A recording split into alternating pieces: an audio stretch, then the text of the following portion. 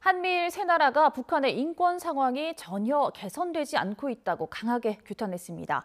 우크라이나가 철수한 동부 격전지는 곧바로 러시아의 수중으로 들어갔습니다. 취재 기자 연결해 자세히 알아보겠습니다. 유재용 기자. 네, 국제부입니다. 네, 한미일 3국이 북한 인권을 강하게 규탄했다고 하는데 어떤 내용입니까? 네, 유엔 주재 한미일 세 나라 대표부가 유엔 북한인권조사위원회 보고서 발간 10주년을 맞아 공동 성명을 냈습니다. 10년 전 유엔은 북한 정권 치하에서 벌어지고 있는 광범위하고 조직적인 인권 탄압 참상을 지적했습니다. 한미일 세 나라는 이번 성명에서 북한은 여전히 세계에서 가장 억압적인 정권 가운데 하나로 남아있다고 규정했습니다. 특히 표현의 자유는 물론 집회, 결사의 자유, 종교의 자유, 거주 이전의 자유가 심각하게 제한된 상황이라고 지적했습니다.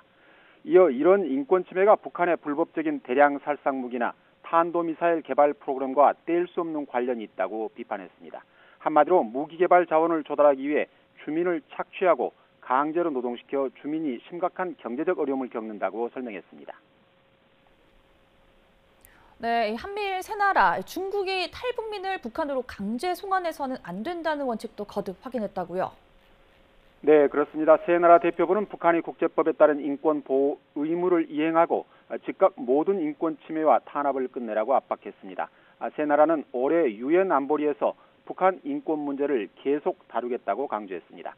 그러면서 모든 유엔 회원국이 북한 인권을 개선하기 위해 유엔 북한 인권조사위원회의 권고를 이행하고 농루풀망 원칙을 존중하라고 촉구했습니다. 국제인권법에서 농루풀망은 망명자를 박해가 우려되는 지역으로 돌려보내서는 안 된다는 원칙입니다. 한미일은 그동안 중국이 탈북민을 북한으로 강제 송환해서는 안 된다고 주장해온 만큼 이를 거듭 확인한 것입니다. 네, 미 국무부도 별도 성명을 내서 북한 인권을 규탄했다고요? 네, 그렇습니다. 미 국무부는 성명을 통해 북한 인권 보고서가 나온 지 10년이 지났는데도 북한의 인권 상황이 나빠지기만 했다는 보고들이 있다고 지적했습니다. 구체적으로는 김정은 국무위원장이 인력을 대규모로 동원하고 식량 배급을 독점해 주민을 계속 착취하고 있으며 이를 통해 대량 살상 무기와 탄도미사일 프로그램을 지원하고 있다고 밝혔습니다. 그러면서 북한의 2014년 유엔 조사위의 권고를 이행하고 존중하기 위한 개혁 과정을 시작하라고 촉구했습니다. 동시에 유엔 회원국들에도 극심한 인권 상황 해결을 위해서 즉각 행동하고 농루풀망 원칙을 존중하기를 촉구한다고 주문했습니다.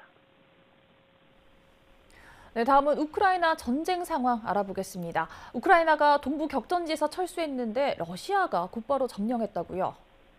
네, 그렇습니다. 러시아군은 동부 도네츠크주의 격전지 아우디우카를 완전히 장악했다고 밝혔습니다.